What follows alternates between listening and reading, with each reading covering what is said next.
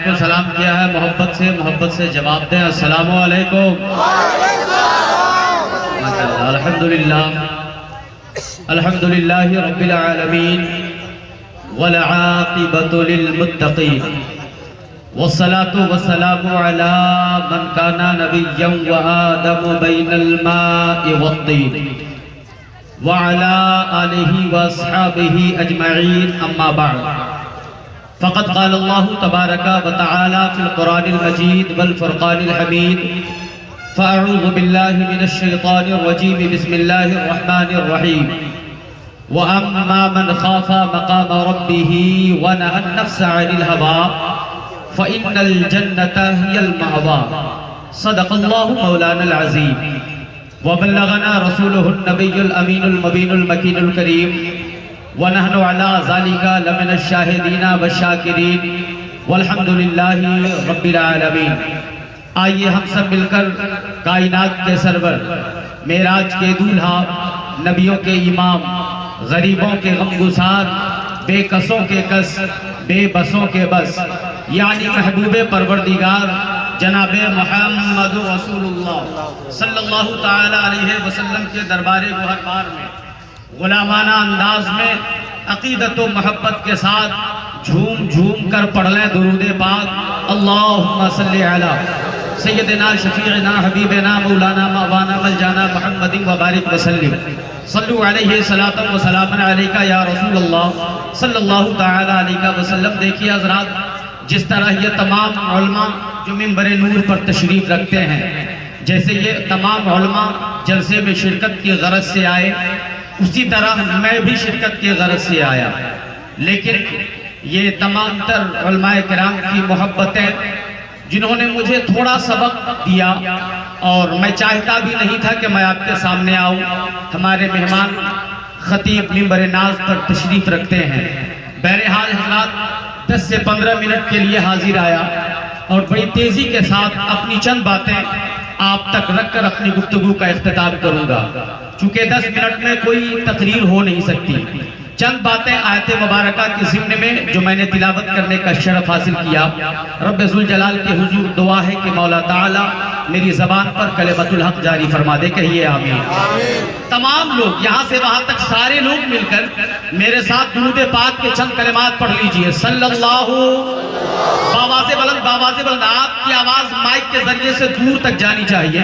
نبی پر درود پڑھنے کی بات حضرات محترم، ہم سنی صحیح العقیدہ مسلمان ہیں، اور حدیث پاک میں آتا ہے البخیل الذی من ذکرت عنده فلم یصلی علیہ، سب سے بڑا بخیل وہ شخص ہے جس کے سامنے میں میرا نام لیا جائے اور وہ مجھ پر درود پاک نہ پڑھے۔ تو سنی صحیح العقیدہ اس معاملے میں کبھی بخیل نہیں ہوتا ہے۔ کیا ہوتا ہے بھائی؟ نہیں نہ ہوتا، بولیے نہ یا نہ نہیں ہوتا ہے۔ تو محبت سے میرے ساتھ مل کر پڑھیے صلی اللہ۔ ابھی بھی پیچھے سے آواز نہیں آ رہی، کرسی والے بھیا ذرا آپ بھی پڑھ لیں صلی اللہ علیہ وسلم۔ ابھی بھی کچھ لوگ ہیں جو نہیں پڑھ رہے ہیں محفل میں، معذرت کے ساتھ حضرات محترم، چونکہ وقت ضائع آپ کا ہوگا۔ منبر ناز پر ماہر وید و قرآن حضرت علامہ مولانا عرفان چترویدی مہان تشریف رکھتے ہیں، ان کے خطاب نایاب سے آپ مستفیض ہونے والے ہیں۔ وقت کو ضائع نہ کریں حضرات، مل کر میرے ساتھ بآواز بلند پڑھیے صلی اللہ علیہ وسلم۔ ایک نیت کر لیں حضرات، جن کے والدین حیات سے ہیں وہ یہ نیت کر لیں، مولا میں تیرے نبی پر درود پاک پڑھنے جا رہا ہوں، اس درود پاک پڑھنے کی برکت سے میرے ماں باپ کی عمر میں میرے ماں باپ کو حسن عمل کے ساتھ لمبی عمر عطا فرما، عمر میں برکتیں عطا فرما۔ جن کے والدین دنیا سے گزر گئے ہیں وہ یہ نیت کر لیں کہ مولا میں تیرے نبی پر درود پاک پڑھنے جا رہا ہوں، اس درود پاک کی برکت سے میرے ماں باپ کی تو مغفرت فرما دے۔ یہ نیت فرما رہے سارے لوگ، اور بابا سے بلند بولے دیکھتا ہوں کون ہے جو اپنی ماں سے بے پناہ محبت کرتے ہیں۔ جتنا پیار کرتے ہوں گے اتنی ہی آواز بلند کر کے آپ نبی پر درود پڑھیں گے۔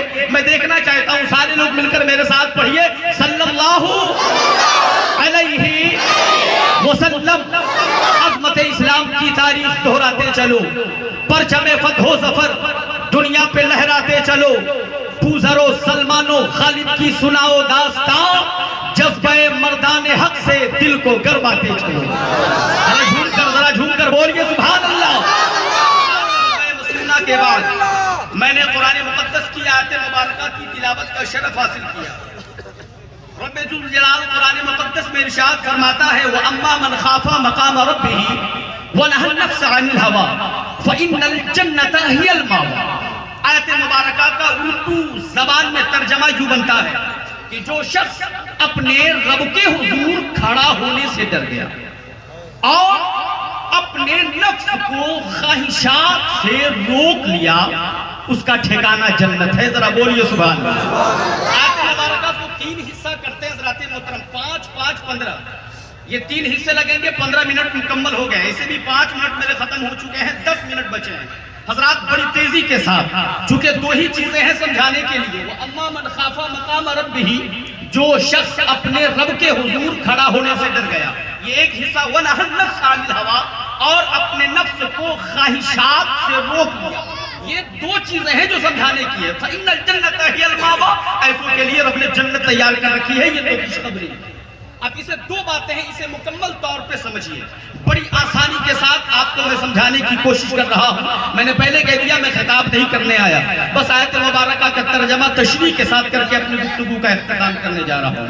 اللہ تعالیٰ فرماتا جو شخص اپنے رب کے حضور کھڑا ہونے سے ڈرتا ہے، ایمانداری سے اپنے دل پر ہاتھ رکھ کر سوچئے گا حضرات کہ کون لوگ ہیں جو اپنے رب سے ڈرتے ہیں۔ رب سے ڈرنا ہوتا کیا ہے؟ ہم نے تو یہ تک نہیں جانا، رب سے ڈرنا کسے کہتے ہیں یہ تک نہیں جانا، بس میری زبان پہ یہ ہوتا ہے میں اللہ سے ڈرتا ہوں، ربی اللہ، میرا رب اللہ ہے، اور پھر ہم اللہ سے ڈرتے یہ میری زبان پہ ہوتا ہے۔ باقی یہاں دنیا کی محبت ہے، دنیا کی محبت، وَأَمَّا مَنْ طَغَىٰ وَآثَرَ الْحَيَاةَ الدُّنْيَا فَإِنَّ الْجَحِيمَ هِيَ الْمَأْوَىٰ، جس نے دنیا ہی سے محبت کی اس کا ٹھکانہ جہنم ہے۔ حضرات محترم آیت مبارکہ کا مکمل ترجمہ آپ پڑھیں گے، آپ غور کریں اللہ سے ڈرنا ہوتا کیا ہے۔ ایک شخص ہے جو رات میں کھانا کھا کر بستر پہ آرام کر رہا ہے، دوسرا شخص بھی کھانا کھا کر بستر پہ آرام کرتا ہے، ساری دنیا بستر استراحت پہ آرام کر رہی ہوتی ہے، لیکن جیسے ہی وقت فجر ہوتا ہے مؤذن مسجد میں جا کر اللہ اکبر کی صدائیں بلند کرتا ہے، جیسے ہی اللہ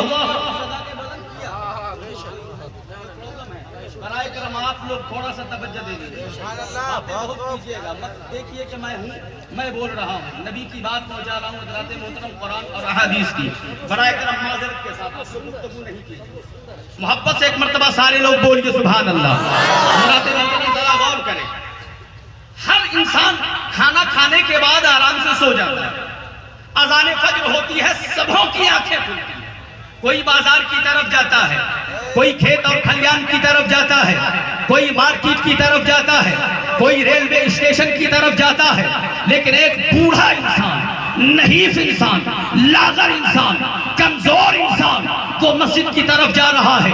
آگے بڑھ کر پوچھ لیا چچا ساری دنیا اپنے اپنے کام کی طرف بڑھ رہی ہے، آپ مسجد کی طرف جا رہے ہو؟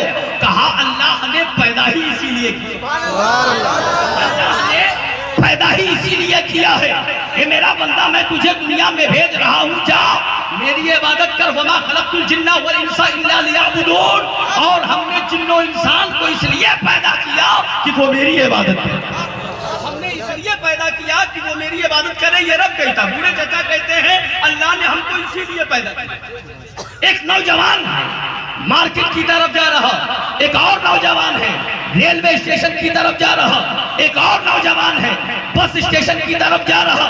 میں نے پوچھا بھائی صاحب بوڑھے چچا مسجد کی طرف جا رہے ہیں، ہٹھے کٹھے لگتے ہو، مسجد کی طرف کیوں نہیں جاتے؟ تو کہتا ہے مولانا اگر کمانے نہیں جاؤں گا تو بال بچوں کو کیا کھلاؤں گا، اگر مارکیٹ نہیں جاؤں گا تو کاروبار کا سلسلہ بڑھے گا کیسے؟ ایک بات بتانا حضرات محترم، یہ ہے دنیا داری اور یہ ہے اللہ سے ڈرنا۔ ایک جا رہا ہے اللہ سے ڈر کر مسجد کی جانب، وہ بوڑھا اور نحیف لاغر کمزور انسان، اور ایک جوان ہے جس کے جسم میں توانائی ہے، جس کی جسم میں توانائی ہے، قوت بینائی اچھی ہے، قوت گویائی اچھی ہے، قوت سماعت اچھی ہے، ان تمام چیزوں کے باوجود بھی وہ رب کا شکر ادا نہیں کرتا۔ کیوں حضرات محترم؟ اسے کاروبار پیارے ہیں، اسے کام کاج اچھے ہیں، اللہ کا شکر بجا لانا نہیں چاہیے بلکہ کام پہلے کرنا چاہیے۔ مسلمانوں، اسی عادت نے اس حال پہ لا کر تجھے چھوڑا ہے، اسی عادت نے اس موڑ پہ لا کر تجھے چھوڑا ہے۔ میں ایک بات بتاتا ہوں حضرات محترم، بڑی تیزی کے ساتھ دوسرے حصے میں پہنچ رہا ہوں۔ وقت کے پی ایم ہے پردھان منتری، زمانے کے پی ایم پردھان منتری حضرت عمر فاروق اعظم رضی اللہ تعالیٰ، خلیفہ دوم حضرت عمر فاروق اعظم رضی اللہ تعالیٰ۔